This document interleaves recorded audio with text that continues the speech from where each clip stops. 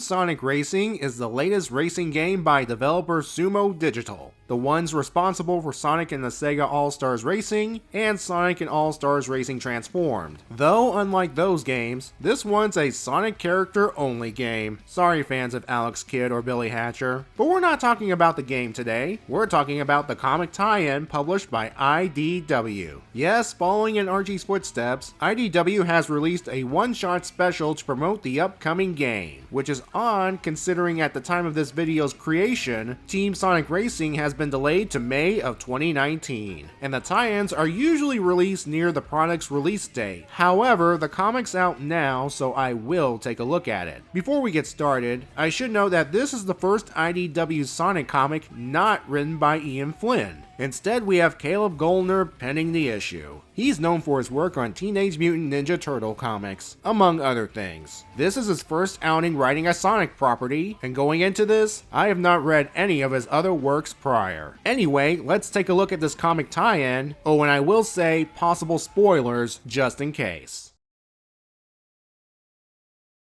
We begin with a race already in progress on planet Wisp, with this odd-looking Tanuki guy watching them. This is telling us that they're using the game's story mode as the basis for this tie-in. The story mode has this guy, Dodon Pa, I think that's how his name is pronounced, invites Sonic and his friends to a Grand Prix like no other. His motivations for this are a mystery, and by the end of this comic, will remain a mystery. Don't want to discourage people from buying the game now, would we? Anyway, the type of race that's going on right now is team versus team. Team Sonic versus Team Dark in this case. Or rather, Sonic versus Shadow, while everyone else is jockeying to be ahead of each other for team points. It's so chaotic that Knuckles unintentionally gives Rouge a boost. Way to go, Knucklehead! To be fair, Knuckles calls himself that. We soon see the reason why Planet Wisp is the setting of this race. Characters can use Wisp powers against each other. Still, Sonic is having a good time. Better than facing Eggman at least. As if on cue, Eggman arrives. Seems Dodon Pa brought him here as a special guest racer. Eggman is at a slight disadvantage due to him not having a team, but Dodon Pa is happy to provide plenty of item boxes containing Wisp for Eggman to use. And the Wisp have to provide the powers, regardless of their previous history with Eggman. Experimenting with the different powers gives Eggman a solid lead. Team Sonic and Team Dark decide to put aside their differences to take him down.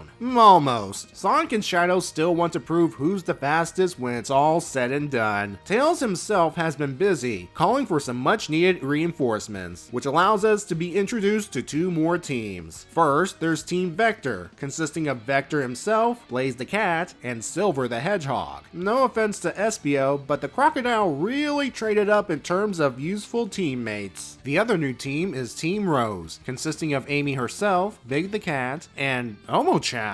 Does Sega have a beef against Cream the Rabbit? Anyway, Tails wants half the group in front of Eggman, while the rest remain behind him. Also, everyone that's not Sonic, Shadow, or Eggman nabs a Wisp power, no repeats I might add, and when they're in position... Final Color Blaster! I bet you anything Eggman has PTSD of that incident from Sonic Colors, but he survived that, as well as the blast here. He does have Sega plot armor after all. Dodon Pa was so captivated by the explosion behind Sonic and Shadow that he did not see who crossed the finish line first. At least Eggman can take solace in the fact he ruined Sonic and Shadow's race. Dodon Pa compliments Eggman on his passion to overcome overwhelming odds before sending him away. The issue ends with Sonic and Shadow in a rematch while Dodon Pa watches with great interest. The rest of the issue itself has an interview with a member of the game's developing team and a behind the scenes look on how a script gets turned into a comic page, if you're interested in that sort of thing.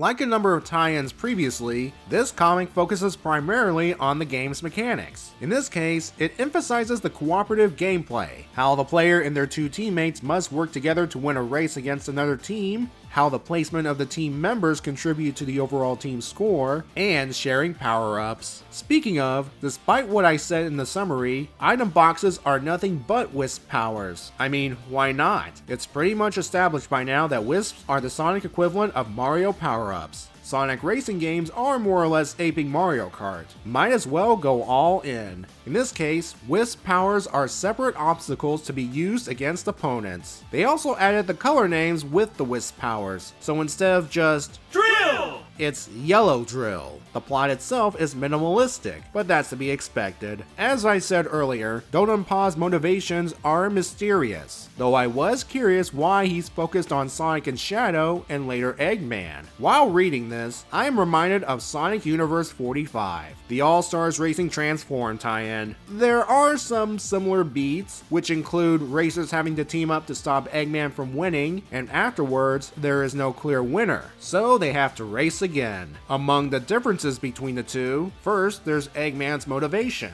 In Sonic Universe 45, he wanted to win so he can mess with the participants' worlds, while here, he's a special guest. And his method of defeat? To be honest, I like the Color Blast more. I do like how some of the characters have a Wisp related to their skill, while others, well, we need to show all the Wisp powers somehow. At least in the case of Big, Hover reminds him of Froggy because they're both green. For Caleb's first outing on a Sonic work, he shows promise. The dialogue at times can be technical, like when players touch a hint ring in the games. There are also moments where the dialogue works. That plus referencing past games implies he's at least familiar with Sonic. Again, I have not read any of his other works, and he may in fact be a good writer. Perhaps if he was given another Sonic comic, one that's not a game tie-in, he might show improvement, or he might not. I'm always open to new writers for Sonic comics, as long as they make Sonic and his world Sonic-y. I recommend picking this up only if you're interested in Sonic and his racing games, to check out how Caleb's writing compares to Ian's, and or to view Adam Bryce Thomas's artwork. Otherwise, it's nothing to lose sleep over if you miss out, especially since, again, the game this is tied to comes out in May of 2019. But it goes to show that no matter which comic company has the Sonic license, game tie-ins will always crop up.